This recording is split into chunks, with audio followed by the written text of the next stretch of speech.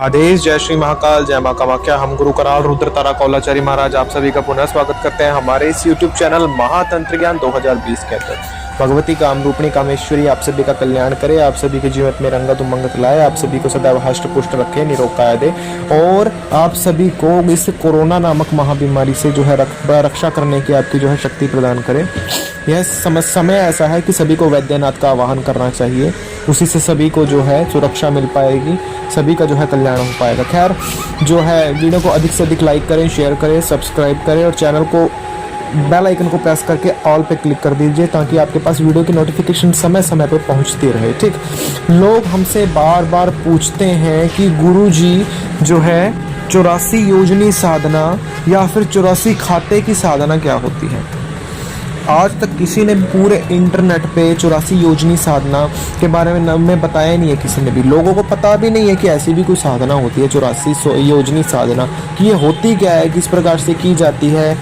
पहली बात तो लोगों ने नाम ही पहली बार सुना होगा पूरे इंटरनेट पे, क्योंकि ना तो किसी ने ये बताई होगी आपको, ना कभी किसी के मुख से आपने सुना होगा, ना कोई आपको बता सकता है। इसके अलग अलग नाम भी जो है इसके जो है विख्यात हैं। आपको पता है कि आप लोगों की 84 लाख योनियाँ होती हैं ना, तो प्रत्येक योनि की जो शक्ति है ना उसको एक तंत्र क्षेत्र में या एक ऊर्जा में विद्यमान किया जाता है, जिसको 84 जिस प्रकार से इसकी जो योनियाँ जो हो जाती हैं वो होते हैं 84। उसी प्रकार देवी को 84 घंटे को चढ़ाए जाते हैं। कभी इस चीज़ के बारे में सोचा है क्यों चढ़ते हैं? वो देवी की 84 योजनी शक्तियों का प्रतीक माने जाते हैं। योगिनी नहीं, योजनी शक्तियाँ, समझे। योगिनी शक्ति में और योजनी शक्तियों में बहुत फर्क है, समझे। जो प्रत्येक जो घंटा है वो प्रत्येक एक योजन का जो है प्रतीक माना जाता है, समझे। तो उस योजन की जो एक महाशक्ति है उस महाशक्ति को योजन बोला जाता है और उस योजन की शक्तियों को जिस समय एकत्र कर दिया जाता है तो उसको 84 खाते की साधना या फिर 84 योजनी की साधना बोल दिया जाता है। अब इसके अंदर बहुत सारी शक्तियाँ होती हैं। इसके अंदर हम आपको बताते हैं कि क्या क्या शक्तियाँ विद्यमान होती हैं और कौन सा साधक इस प्रकार की साधना को करता है। अब कोई भी साधक है, ये किसी आम साधकों के बस की बात नहीं है। छोटे छोटे साधक इसको कुछ कर ही नहीं सकते इन लोगों का। एक आपको बताते हैं, हमारे खुद के एक्सपीरियंस है ये चीज़ें। एक हमारे जो है जान पहचान के साधु थे, आज से कई वर्षों पहले की बात है, वो तारापीठ में रहा करते थे।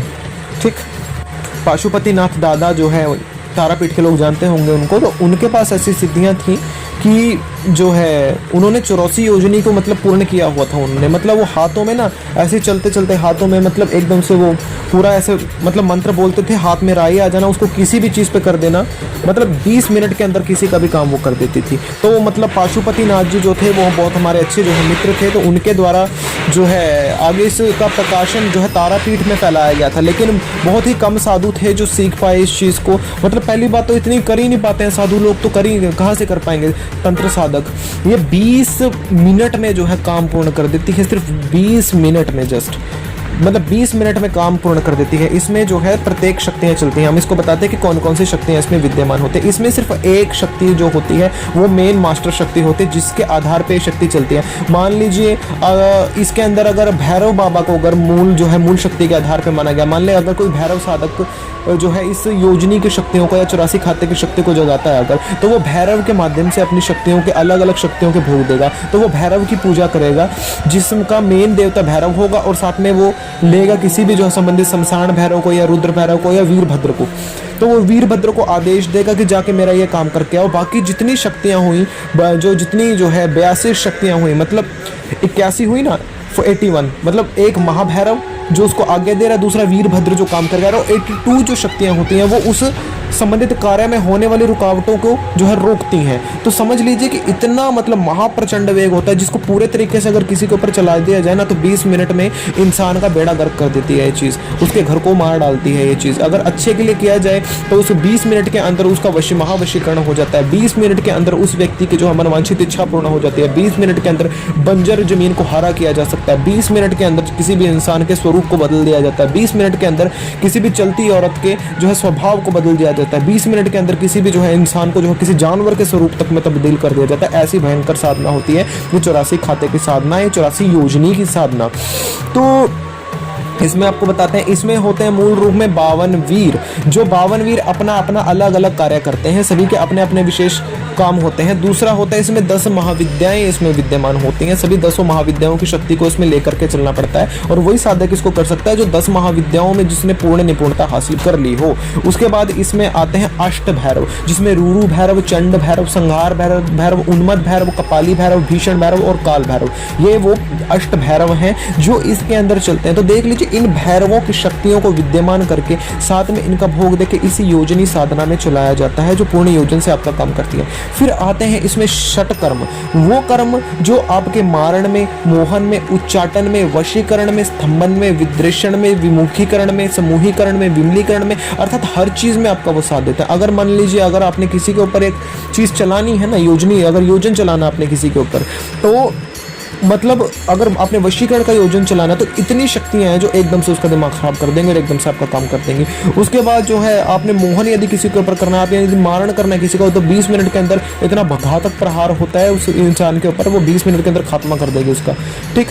और उच्चाटन हो गया, यदि आप चाहे उच्चाटित हो जाए, उसके घर में कलह पड़ जाए, उसके घर में जो है बिल्कुल फूट पड़ जाए, घर से निकल जाए, भाग जाए, संसार से निकल जाए, बेड़ा गर्क हो जाए उसका, तो मतलब उसमें भी 20 मिनट से ज़्यादा समय नहीं लेती है ये सब चीज़ें।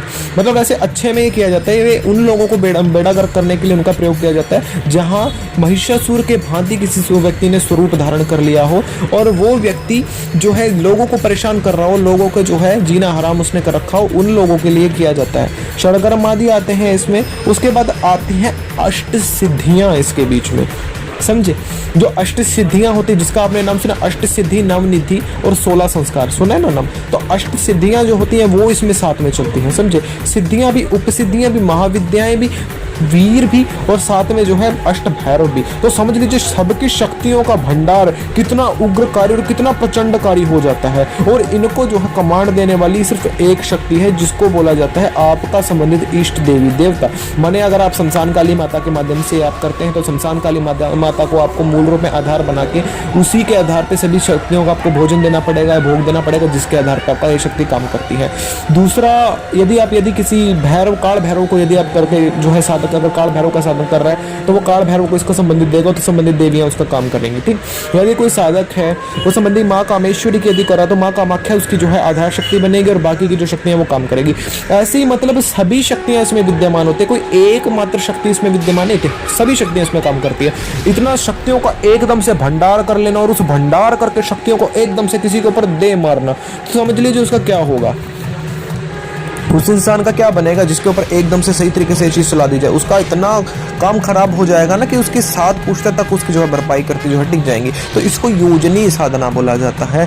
84 खाते की साधना भी कुछ लोग बोलते हैं, कुछ लोग इसको 84 योजनी की साधना भी इसको लोग बोलते हैं और कुछ इसको जो है 84 कर्मन की साधना भी इसको बोलते हैं। 84 इसी चीज़ के लिए बोला गया कि ये आपकी 84 की जो बंधन है उनको काट देता है। आपकी जितने आपने 84 योनियों में अपने जो भोग के जो ऊर्जा एकत्र की होती है उस ऊर्जा एकत्र को एक जगह पे एकत्र करना, उसको अपने इच्छा के लिए प्रयोग करना, दैट इज कॉल्ड द 84 योजनी साधना। तो इस साधना के माध्यम से साधक इतना बलकारी हो जाता है, इतना प्रचंडकारी, इतना वेगकारी हो जाता है कि उसके मतलब बराबर का कोई रह नहीं जाता है आसपास। हर इंसान उससे मतलब ये लगा करके चलिए उसकी ऊर्जा को देख के ये महसूस करता है कि हाँ ये है कुछ। उसको अपने बारे में बताने की भी आवश्यकता नहीं कि वो क्या करता है क्या नहीं करता। उसकी शक्ति, उसका तेज, उसके मुखारविंद की जो ऊर्जा है, उसकी वाणी जो है ऐसी जो है मतलब प्रभावकारी हो जाती है कि लोगों को बताने की आवश्यकता नहीं कि वो व्यक्ति क्या है। बोलते हैं इत्र लगा के किसी को बताया नहीं जाता, तो वैसे ही साधना में होता है। मतलब ये साधना ऐसे नहीं की जाती। याद रखिए, जिसने 10 महाविद्याओं को सिद्ध कर लिया हो, जो महासिद्ध बन गया हो, अष्ट भैरवों को सिद्ध कर लिया हो, अष्ट सिद्धियां जिसके पास आ गई हो, षडकर्म आदि की अच्छी विद्या को जानता हो, अपनी इष्ट देवी और मूल देवी की सिद्धि करके बैठा हो, अपने जो घर के अपना नगर क्षेत्र की शक्तियों को जगा के बैठा हो, अर्थात महासिद्ध भैरव और महासिद्ध तांत्रिक इसको कर सकता है। लेकिन इंसान सोचते हैं कि हम कैसे कर पाएंगे। सब कर सकते हैं बशर्ते अगर वो मेहनत करे, क्योंकि आज के समय में लोग मेहनत तो करते नहीं है, उनको चाहिए पका पकाया खाना। तो पका पकाया खाना तो देखिए पेट खराब ही करता है। तो ये कि सीखना पड़ता है, हर चीज़ को सीखिए, करिए, माता रानी की कृपा से सबको जो है मंगलमय होगा। पेट ग्रुप से जुड़ सकते हैं, संबंधित साधनों को सीख सकते हैं, हम पहले ही बोलते हैं। दूसरी बात, साधु संतों को लोग बोलते हैं कुछ भी मुँह उठा करके बोल जाते हैं ना, यही सब बात समझ करके जिसके मुँह में जो आता है वो बक के चला जाता है ना, ये बात इंसान थोड़ी है साधु संत, है ना। उनके हिसाब से पता नहीं ये क्या है क्या नहीं है, मतलब यही इंसान है, ये लोग कुछ भी बोल जाएं, मतलब इनको कोई मतलब नहीं। और अगर साधु संत अपने बोलने पे आ जाए तो बोलते हैं कि साधु संत को देख लो ये कैसे बोल रहे हैं, मतलब हर चीज़ में पीछे साधु ही रहा है, और ये लोग कुछ भी कर ले, इनको कोई पूछने वाला नहीं है। तो कहाँ जाए साधु, जाके मर जाए या फांसी लगा ले, बताइए जरा। लोग आएंगे कुछ भी बोल के चले जाएंगे। आकर के एक व्यक्ति ने कमेंट में किया, कह रहा डोंगी बाबाओं के चक्करों में चक्करों में मत पड़ो, इनका काम है लोगों को लूटना। ये बताइए कि आपका क्या लूट लिया जरा हमने। एक कमेंट आया था इंसान का कि आपका क्या लूट लिया है, बताइए ज़रा। आप जो ये बात बोलते हैं आप अपने गरिबान में झांक के देखिए, क्योंकि पहली बात अगर हम यही बोलते हैं कि जिसको वीडियो अच्छे लगते हैं वो लाइक करे ना करे, वो चलते बने यहाँ से, कोई बात नहीं, बुरा मत बोलिए। अन्यथा अगर हम बुरा बोलने पे हमारी वाणी को आप लोग जानते हैं कि किस प्रकार से गांड फाड़ डालेंगे लोगों को अच्छे तरीके से, जो यहाँ पे गांड फटी के अपनी जो है माँ चुदवाते हैं, समझ गए ना। हमें हमारी वाणी पे आने पे मजबूर मत करिए, अन्यथा गांड में हाथ डाल के मुंह में से निकालना हम अच्छे तरीके से जानते हैं। क्योंकि हमने ये देख लिया कि 2 दिनों से अगर हम गाली नहीं दे रहे तो तीसरे दिन आकर के लोग अपनी औकात दिखाना शुरू कर देते हैं। जिस समय हम अपनी पे आते हैं ना, फिर लोगों की ना पता नहीं कहाँ कहाँ से फिर हल्दी निकलती है लोगों की। तो हमें अपनी पे मजबूर मत करें, अन्यथा याद रखिए ऐसी गांड फटी करेंगे तुम लोगों की, याद रखोगे तुम लोग। जय श्री महाकाली। यहाँ अच्छे लोगों को ही हम सिखाना जानते हैं, ये बुरे लोगों को हम गालियां देते हैं, समझे। सभी अपने ऊपर मत लीजिए, जो अपने आप को बुरा समझता है वो भले इन गालियों को अपने ऊपर ले सकते हैं, अच्छे लोगों को हम कोई गालियां नहीं देते हैं। जय श्री महाकाल। हमें पेड ग्रुप से जुड़ सकते हैं। जय